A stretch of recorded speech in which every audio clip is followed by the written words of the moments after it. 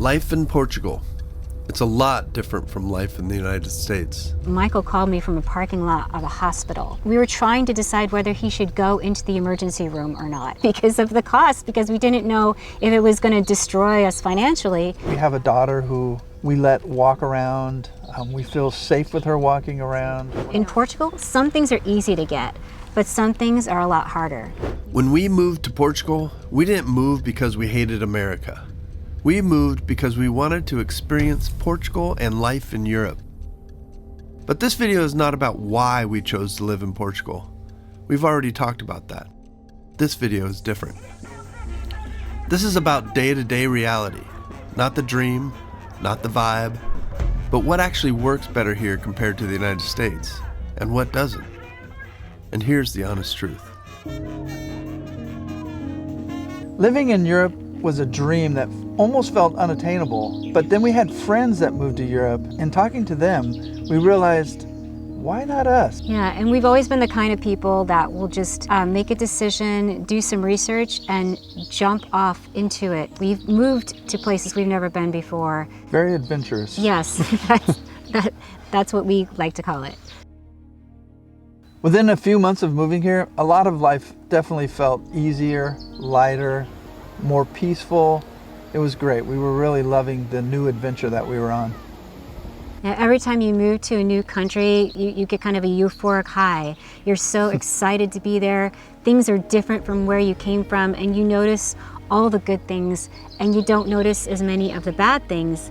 But then over time, some challenges start to arise that maybe you didn't expect. And the truth is that moving abroad comes with trade-offs, and no country is perfect.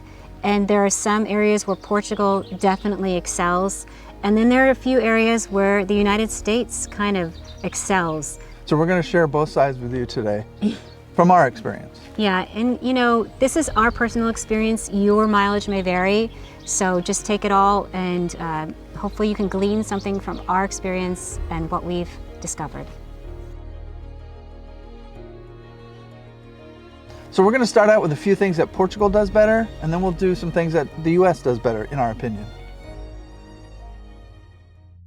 I wanted to mention one thing about time, and we've mentioned this in another video of ours, but time is very important and it's very different here. In the U.S., production is your currency, whereas here, just being present at the cafes, people hang out, Christmas dinners with all the family, Sunday afternoons with the whole family. Banks close early.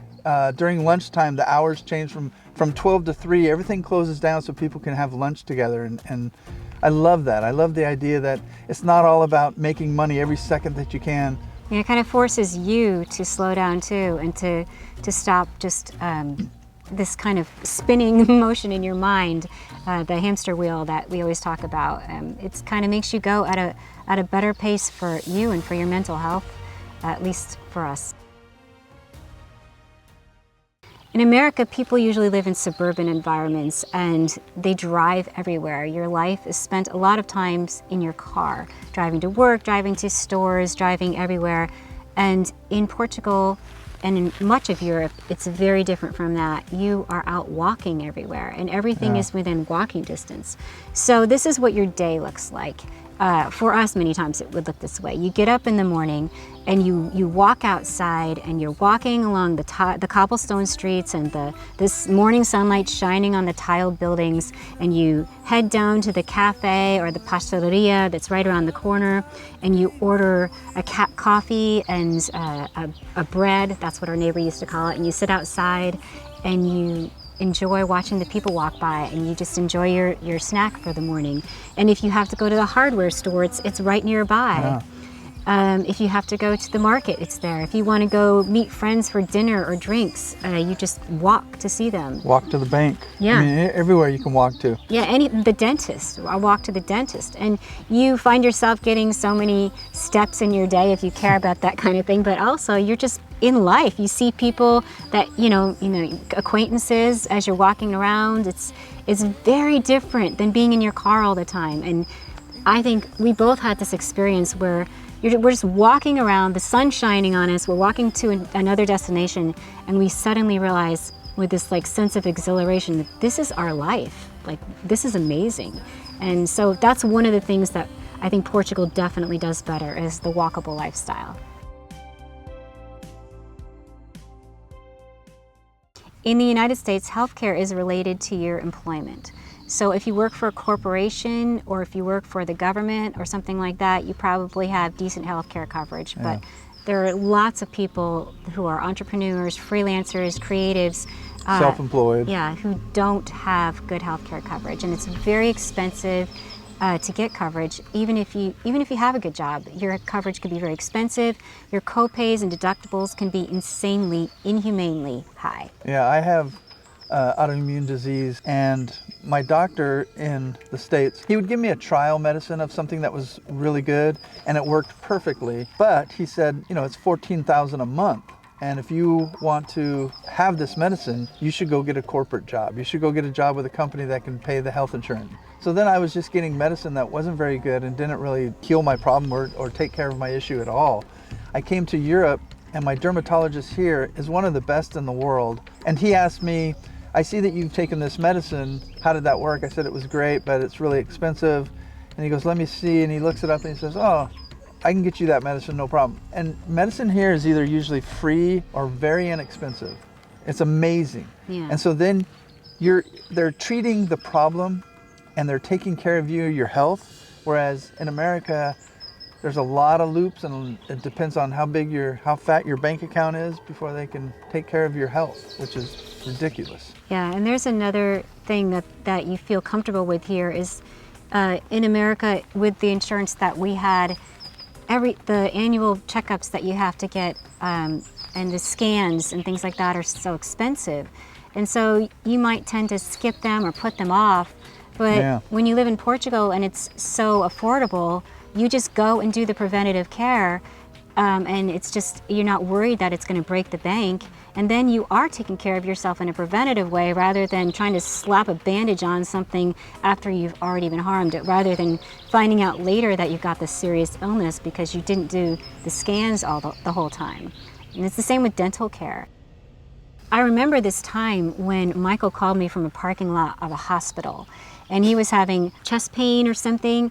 We were trying to decide whether he should go into the emergency room or not. I didn't want to go in. Yeah, because of the cost, because we didn't know if it was going to destroy us financially, if he was going to be admitted and then maybe he's ambulanced to another hospital. We didn't know what was going to happen. Maybe this is okay, maybe it's not a big deal. And so having that kind of debate, which he did end up going into the ER. But it's a terrible way to live. Yeah, it's not a good way. Yeah, you should just be able to do what you got to do. Yeah, and here it's nice because there's public health care here, but as expats, we are required to have private health care, and it's still very inexpensive and really gives you a peace of mind. Yeah, and the care is really excellent for the most part, and it's quality. It's not a for-profit industry here. And so that's really cool. The young doctors who are coming up are very excited about what they're doing. They're very passionate about medicine, and they really pay attention to the latest things. Also, when you go to the doctor spends a lot of time with you. Like when Michael went to the doctor spends like an hour with him. Well, here, the doctor is doing your vitals. You're telling him everything that's wrong. He's talking to you about your health, what's going on with this. And after you get done, he's like, what else do you need? What other problems are you having? He spends time and wants to know how your health really is. It's really cool, very important. And you really feel valued, not like you're a number in the system. Yeah, the healthcare is really one of the best things about being in Portugal. Just knowing that you're going to be taken care of. So here's a price comparison for you. How much does a baguette cost where you live? In Portugal, it costs 49 cents, and that's the regular price everywhere. And you can get other loaves of bread for less than €1. And fresh fruit and vegetables are sold in season, and they're inexpensive. Whole foods are generally really low cost. A bottle of wine, you can get a really nice, decent bottle for €2 or €3. And when you eat out, it costs a lot less most of the time. Like for my birthday recently, we went to a restaurant, we had appetizers, we had main courses, we had drinks, and they even brought me a birthday dessert. And the whole meal was 32 euros, and that's tax included, and tips are not expected in Portugal. So that's pretty amazing for a family of 3. Of course, restaurant prices do vary, and you can find restaurants that are a lot more expensive. And they even have Michelin star restaurants here, so you can go, all the ways up. But even those will be cheaper than what you would find in the U.S. Still, it's overall much cheaper here to eat in a restaurant than it would be in the U.S. So rent and home prices in Portugal, on average, are less expensive than the United States for sure. And in the bigger cities, you're going to get higher prices, Lisbon and Porto. But when you get to the outskirts, you can find some well-priced homes. And the one caveat is there are not as many rentals as there are purchases. It's kind of a cultural thing here to sell houses rather than rent, but you can still find those rentals out there. Yeah. You should tell them about the car rentals. Yeah, we just rented a car here in Portugal, and it was 3 euros a day, and that's just amazing. Now, at certain times of the year in the summer, it can go up to be a lot more than that, but still, the prices overall of car rentals are much lower in Portugal. And if you ride the metro or the bus or the train, it's very affordable to do that. And that's what most people do here. They use public transportation more often than not, if they can, unless they need a car. Some prices are high, like the tolls, and gas is expensive. So that'll be something and you gotta electricity deal with. for your house is pretty expensive. But overall, the costs are more affordable here in Portugal. If you are concerned about safety, Portugal has you covered. They're very high on the safe list. They used to be 3 when we moved here. Now they're down to 6 or 7, something like that, but very safe country. We have a daughter who we let walk around. We feel safe with her walking around. In our town. Yeah, we're not worried about her, anything happening to her, no violent crime or anything like that. They don't really have that here. Yeah, you'll find some pickpockets in the touristy areas of the city, some petty crime like that, but it's just not a violent place. You don't have to feel like this fear of your safety at night or anything like that. You just kind of feel peaceful. Well, the other part of feeling safe is you feel safe mentally. Like in the United States, you're afraid of something might happen. You don't know if something's going to happen. So that's always in the back of your mind. Here, you put that out of your mind. You're not even thinking about it.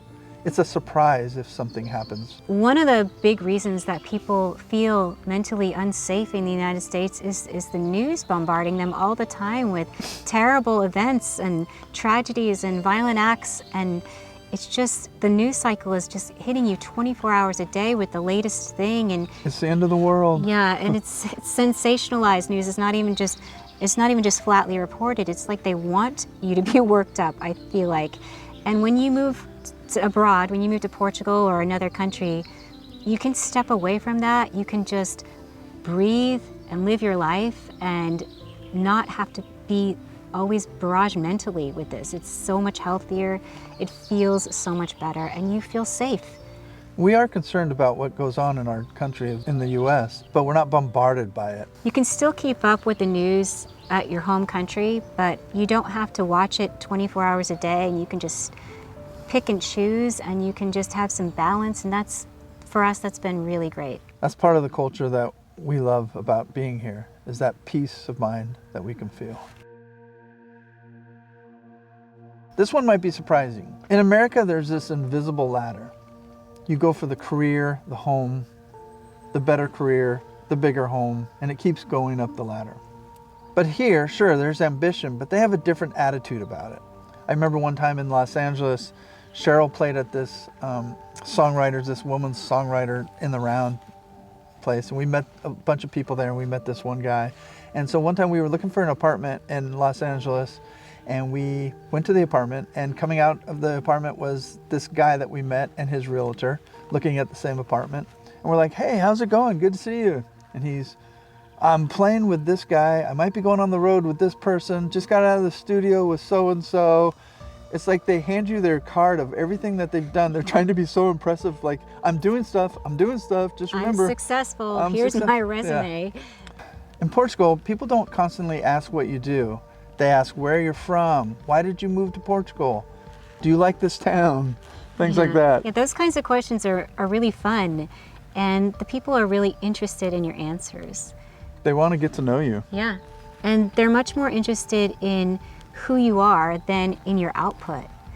We've met a lot of creatives here in Portugal, and they're quietly passionate about what they're creating, and it's really interesting to see what they're working on, but they're not going to try to push it on you. They're not going to, it's not about money for them. It's not about success in kind of that braggadocious way. They're just being themselves, and it's really refreshing. Yeah. There's some things that the U.S. does better, and let's get into some of those. So one would be solving problems.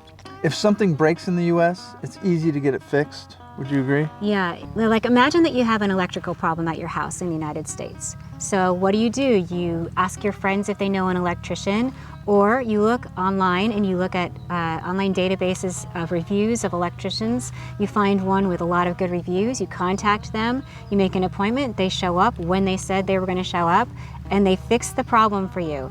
Boom, done. In Portugal? No, there are not online databases with reviews.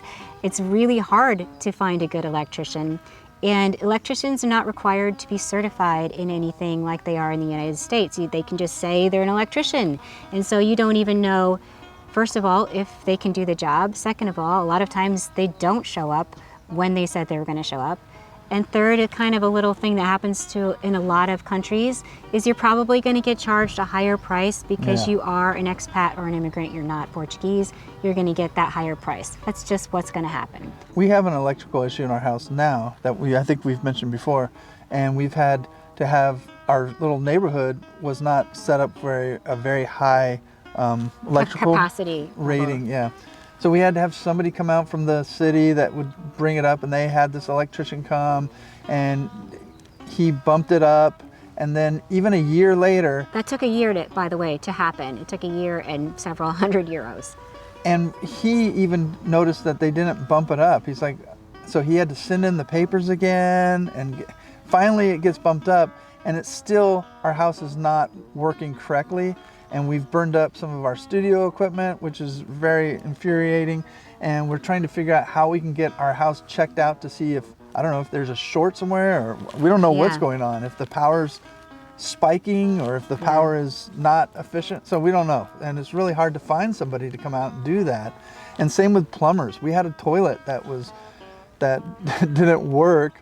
And it took, what, 3 plumbers, and over a year before that got fixed. Yeah, it's so hard to find somebody who's reliable and who really knows what they're doing and will show up. I mean, I can't even explain to you how hard it is, but it's kind of the way it is here. So. And there are great, I mean, the plumber that came and fixed the toilet, he was a master plumber. Yeah. Like he put in the time, and he found resources to fix the problem. Like, he knew what to do. It was amazing.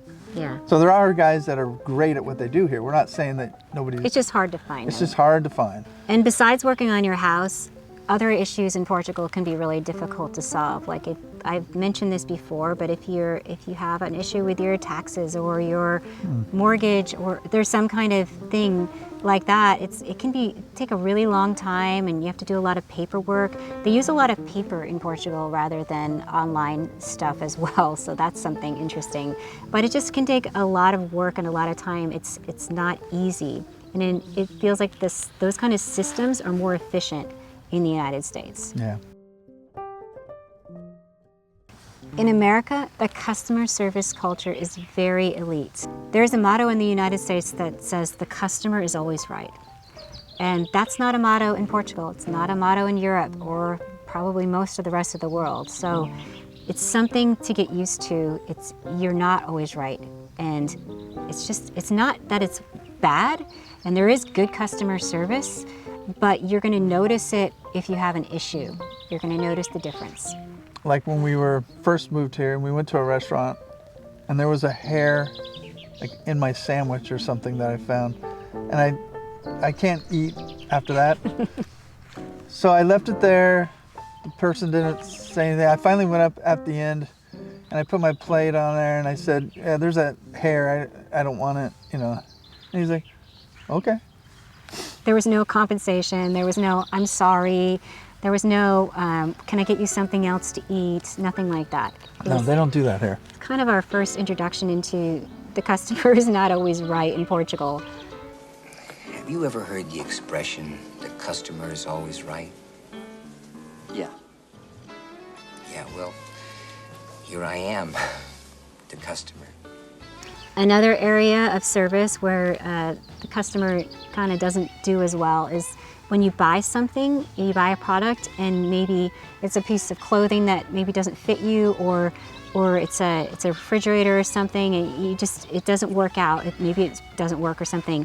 When you return things, a lot of times you don't get your money back. In many stores, at the most you would get a store credit. And so we're just used to, you return something, you can get your money back, you have your receipt, but that's not the case in many places in Portugal. So it's just something to be aware of. It's a difference, and it's a difference between the two cultures. Yeah, refunds are not a thing here. Yeah. Portugal is not a country where people earn a lot for what they do. And in fact, a lot of young Portuguese professionals will move away to other countries so that they can earn more money.